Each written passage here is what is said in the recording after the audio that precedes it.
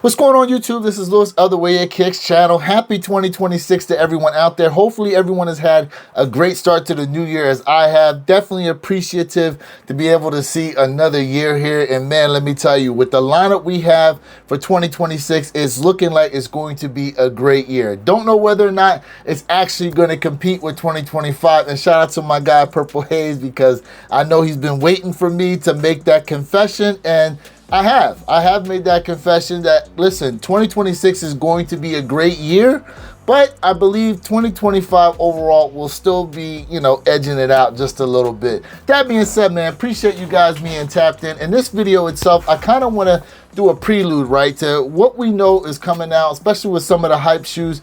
How should we move? When we take L's, should we right away jump to the secondary market and make those purchases, or should we show some patience and wait? Now, I can tell you I've been on both sides of the fence with this situation, and I have to say, guys, I probably should have had some patience, but you never know how the market is going to move. With that being said, let's go ahead and take a look at some of the purchases I made in 2025 when I took L's trying to cop for retail, and see how bad I technically lost out in a sense. With that being said, let's get right into it. Now, we have to remember, whenever purchasing from the secondary market, there's always fees and shipping, and depending on what state you're actually making a purchase from, there will be tax involved. So all those things have to be taken into account as to whether or not you're saving money or you're losing money. First shoe we're going to take a look at here is the Jordan 3 Family Affairs. Now, this shoe is still sitting on shelves in a lot of places, and some places have it on sale, some places do not. But on the secondary market, you are definitely able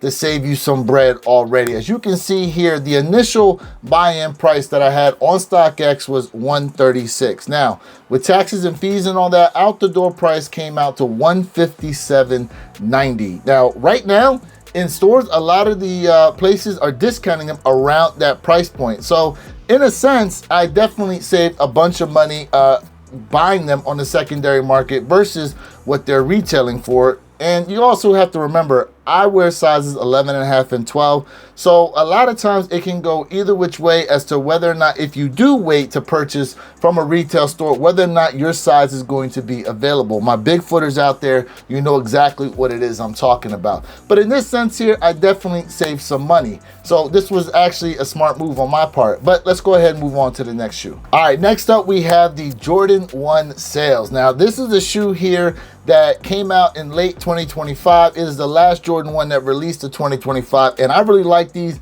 And a lot of you guys that tapped in there on our lives from the One Pair channel, you guys said you like these as well, and I got pretty good reception on my video. That being said, look at the initial price that I paid for these. $102 was the initial buy-in price, and then you see what the price was out the door. Now, I did get these around the Black Friday time, so I actually got a $10 coupon I was able to use to save even more money. So here, I mean, it's a no-brainer that I definitely made a smart move buying them on the secondary market, saving me a bunch of money, because I don't even think these are necessarily being discounted in a lot of places. Matter of fact, I was just in JD Sport the other day and I saw these sitting on the shelf, and they still had them listed for $180. Now, granted, yes, you can use a coupon if you have the points to get a coupon and purchase them with, but they still would not equal the sale that I was able to get these from. So with that being said, another no-brainer. I saved a lot of money and I was being super smart with it. All right, so as you can see here, we have the Jordan 4 SB Navies, and you see what that initial price was prior to the full out the door price. Oh yeah,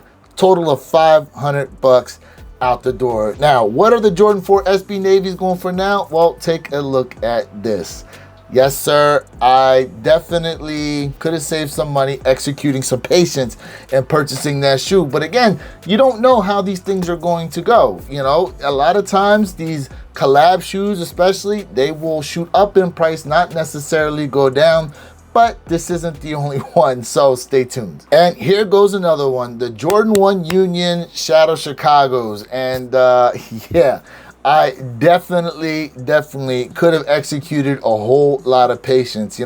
I saw what the landscape of things were and the way people were receiving these in terms of, their overall perception of the shoe. And I should have thought to myself, maybe these will drop down in price, but I didn't necessarily want to take the risk, seeing as how the other two that we got, you know, the Storm Blues and the Black Toe Unions have shot up so much in price, guys. But here, as you can clearly see, based on what they're going for now, I definitely could have executed some patience and saved myself a whole lot of bread. All right, now here we have a third example, and arguably the 2025 sneaker of the year, the Jordan 1 High 85 breads. And look what it is I paid for these out the door.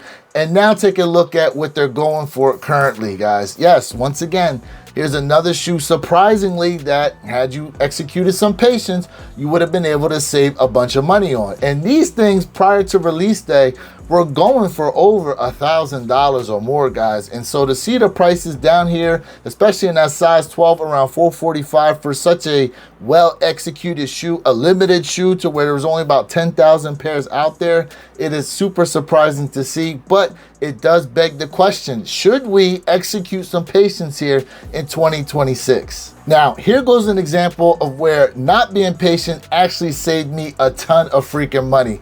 Look at the price I was able to get the brick by bricks for, and now take a look at what they're currently going for. Yes, the market has damn near doubled on the shoe in terms of resale initially when the shoe came out. That being said, guys, listen, it can go either way with a lot of these different shoes. We really have to pay attention to what the overall environment is of a lot of these shoes. And in a lot of cases, guys, like the hype can be initially there, but you know, come release day, if there's a lot of infighting or a lot of, you know, rumors of the stock being out there like that, it may be smart to actually go ahead and wait if you take that initial L on retail to see if these prices will dip. Now, a lot of times the prices will shoot up right away, but once people start to get their pairs in hand from a lot of the retail places like Sneakers App especially, you know, those prices will definitely start to drop. And at that point, that's when you definitely want to go in there and try to see if you can get yourself somewhat of a deal on a lot of these shoes. But look, months later, waiting on some of the shoes, they've gone down even more in price. So with that being said, guys, let me know down in the comment section below, are you going to execute some patience here if you take L's in 2026? Are you kind of a retail, no resale whatsoever, or are you one of those ones that are just going to have to jump on it because you don't necessarily know what prices are going to do? That being said, I appreciate you guys once again being tapped in. Have those notification bells turned on, because I will go and bring you more videos as the year comes, guys, and you don't want to miss out on any of it. This is Lewis, Other Way Your Kicks channel, reminding you to be true, stay in the moment, and don't forget, every day is a great day to wear your kicks.